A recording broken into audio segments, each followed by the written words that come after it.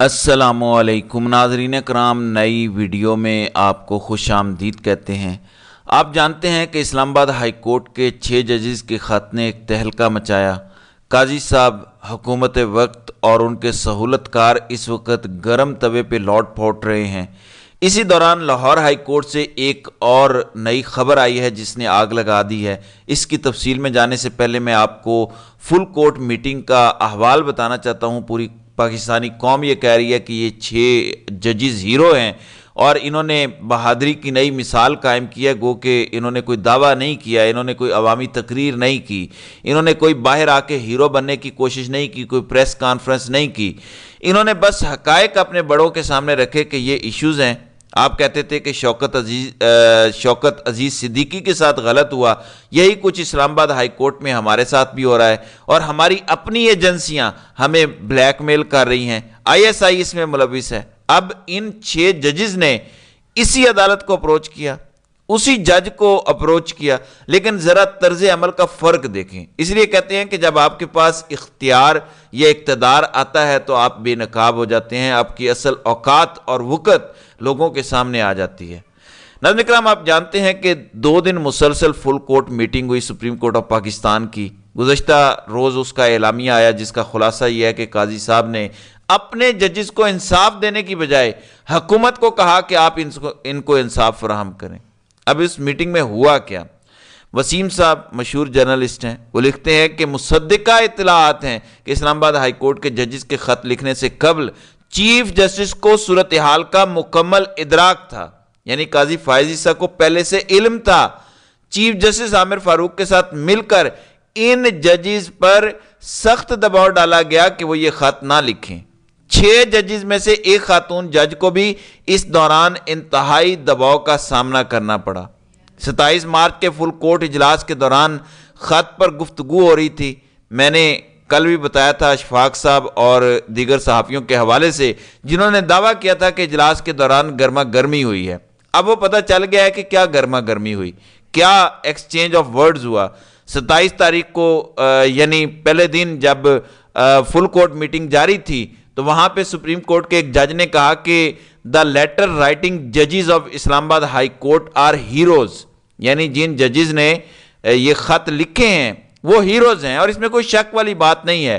اب وسیم صاحب کے مطابق چیف جسٹس قاضی فائز عیسیٰ یہ سن کر سیکھ پا ہوئے، انہیں یہ کہنا بھی برا لگا کہ آپ ان ججز کو ہیروز کیوں کہہ رہے ہیں۔ تو قاضی صاحب نے وسیم صاحب کے مطابق جواب دیا کہ for God sake they are not heroes, یعنی خدا کا واسطہ وہ ہیرو نہیں ہے۔ اس کے بعد اجلاس کا ماحول تلخ ہو گیا۔ پھر عامر سعید عباسی پبلک نیوز کے اسلام آباد میں بیورو چیف ہیں، کورٹ کو کور کرتے ہیں اور بڑے بیلنسڈ جرنلسٹ ہیں، وہ کہتے ہیں کہ دونوں دنوں کی فل کورٹ میٹنگز میں اس رائے سے بہت اختلاف پایا گیا جس میں کہا گیا تھا کہ اس معاملے کو سپریم جوڈیشل کونسل یا اوپن کورٹ میں کرنے کی بجائے معاملہ کمیشن کو بھیج دیا جائے، یعنی حکومت کو یہ معاملہ بھیجنے کی تجویز پر بہت اختلاف تھا۔ عامر سعید عباسی پھر کہتے ہیں کہ پتہ یہ چلا کہ جب اس میٹنگ میں کسی ایک رکن کی جانب سے یہ کہا گیا کہ یہ ججز بہت بہادر ہیں اور انہوں نے بڑی بہادری سے فیصلہ کیا ہے، تو اس پر انہیں ڈانٹ پڑ گئی اور کہا گیا کہ یہ الفاظ استعمال نہ کیے جائیں۔ اس کا مطلب ہے کہ 2 طرح سے گواہی آئی۔ قاضی صاحب کہتے ہیں کہ آپ انہیں بہادر نہ کہیں۔ قاضی صاحب کا بغض، قاضی صاحب کا بوٹوں کے تلوے چاٹنے اور آقاؤں کو خوش کرنے کی عادت جگہ جگہ آپ کو نظر آئے گی۔ بہرحال اس ساری صورتحال میں ہونا یہ چاہیے تھا کہ سپریم جوڈیشل کونسل کاروائی کرتی، آپ از خود نوٹس لیتے۔ اگر آپ یہ نہیں کر سکتے تو آپ کم از کم ایک اور کام کر سکتے تھے۔ فل کورٹ میٹنگ میں ایک رائے یہ بھی آئی کہ اسلام آباد ہائی کورٹ تو کوئی ماتحت کورٹ نہیں ہے، تو ہمیں ایکشن نہیں لینا چاہیے۔ آپ سمپل یہ کہتے کہ چیف جسٹس اسلام آباد ہائی کورٹ تمام 8 ججز پر مشتمل ایک فل کورٹ بنائیں اور آپ توہین عدالت کی پروسیڈنگ شروع کریں۔ اسلام آباد ہائی کورٹ جانے اور آپ جانیں، آپ ہمارے ماتحت نہیں ہیں، لیکن ہمارے قاضی نے ان خط لکھنے والے ججز کو اٹھا کے ان بھیڑیوں کے رحم و کرم پر چھوڑ دیا۔ اب حکومت کو بھیجنے کا مقصد صرف یہ ہے کہ کمیشن کے ذریعے کہا جائے کہ ان ججز نے مس کنڈکٹ کا ارتکاب کیا، ہو سکتا ہے ان ججز کو ہی فارغ کر دیا جائے، جو کہ پاکستان میں ہوتا ہے۔ شوکت عزیز صدیقی قاضی صاحب کی نظر میں ہیرو ہیں کیونکہ انہیں بڑے غلط طریقے سے نکالا گیا، لیکن قاضی صاحب کی منافقت دیکھیے، وہ اس وقت فیصلہ سازوں کے سامنے الٹے لیٹے ہوئے ہیں، تو یہ ججز ان کے لیے ویلن بن گئے ہیں۔ یہ 6-7 مہینے ہیں قاضی صاحب، آپ بھی چلے جائیں گے، معلوم نہیں آپ کن الفاظ میں تاریخ میں یاد رکھے جائیں گے۔ تاریخ آپ کو یاد رکھے گی کہ آپ نے پاکستان کے کروڑوں لوگوں کا بنیادی حق مارا جب آپ نے لوگوں سے بلے کا نشان چھینا۔ جس طرح سے انسانی حقوق کی پامالی آپ کے دور میں ہوئی، وہ ہمیشہ یاد رکھی جائے گی۔ اس وقت جو ججز لوگوں کی امید تھے، آپ ان کو بھی انصاف نہیں دے پائے، یہ آپ کی کل وقت ہے۔ بہرحال دوسری جانب لاہور ہائی کورٹ سے جو خبر آ رہی ہے، کیا اب لاہور ہائی کورٹ کے ججز بھی خط لکھنے جا رہے ہیں؟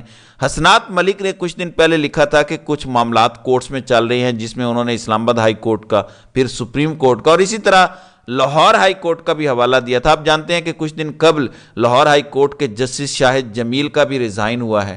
اب وہ لوگ جو طاقتوروں کے قریبی ہیں، وہ کہہ رہے ہیں کہ مزید خطوط لکھوانے کی کوشش ہو رہی ہے۔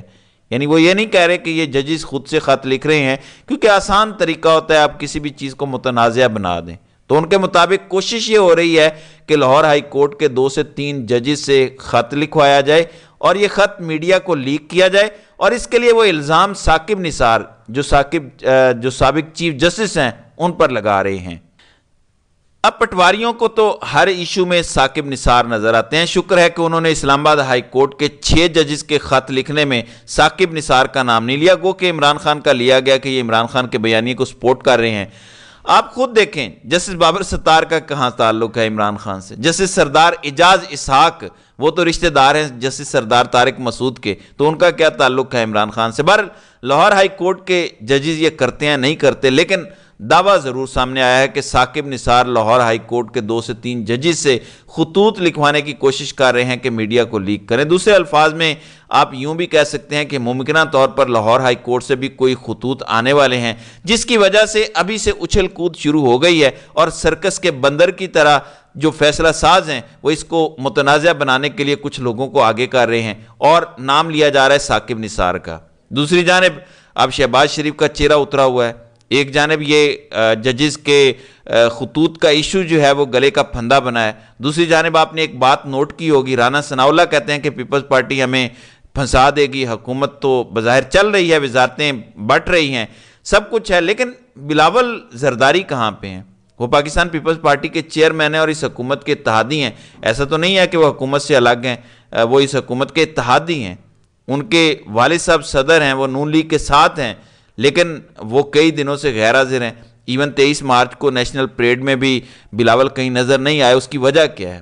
اس کی وجہ یہ ہے کہ کوئی بھی اس حکومت کا بوجھ اٹھانے کو تیار نہیں ہے۔ اب ایک تو بلاول نظر نہیں آ رہے، پھر سیکرٹری داخلہ تعینات نہیں ہو پا رہے، محسن نقوی کسی اور کو لگانا چاہتا ہے جبکہ شہباز شریف کسی اور کو لگانا چاہتے ہیں۔ پھر کل ایگزٹ کنٹرول لسٹ کابینہ کی کمیٹی سے محسن نقوی کو نکال دیا گیا، انہیں شامل نہیں کیا گیا، حالانکہ وہ ان کی ڈومین تھی۔ آج شہباز شریف نے پھر ایک اور کام کیا، آپ جانتے ہیں کہ کونسل آف کامن انٹرسٹ ہوتی ہے، جس کو مشترکہ مفادات کونسل کہا جاتا ہے، جہاں پہ بڑے اہم فیصلے ہوتے ہیں، اور اس کے اندر عام طور پہ وزیر اعظم کے ساتھ وزیر خزانہ اور وزیر دفاع بھی ہوتے ہیں۔ لیکن آج تاریخ میں پہلی بار مشترکہ کونسل مفادات کونسل میں وزیر خزانہ محمد اورنگزیب موجود نہیں تھے، انہیں نکالا گیا۔ یہ پہلا تاریخ کا واقعہ ہے، اور وزیر خارجہ اسحاق ڈار جو نواز شریف کے رشتہ دار ہیں ان کو شامل کیا گیا۔ آپ کو یاد ہوگا اقتصادی کونسل میں بھی انہوں نے اسی طرح سے حرکت کی تھی، لیکن بعد میں یو ٹرن لینا پڑا، پھر اس میں محمد اورنگزیب کو شامل کرنا پڑا، ان کو سربراہی دینی پڑی۔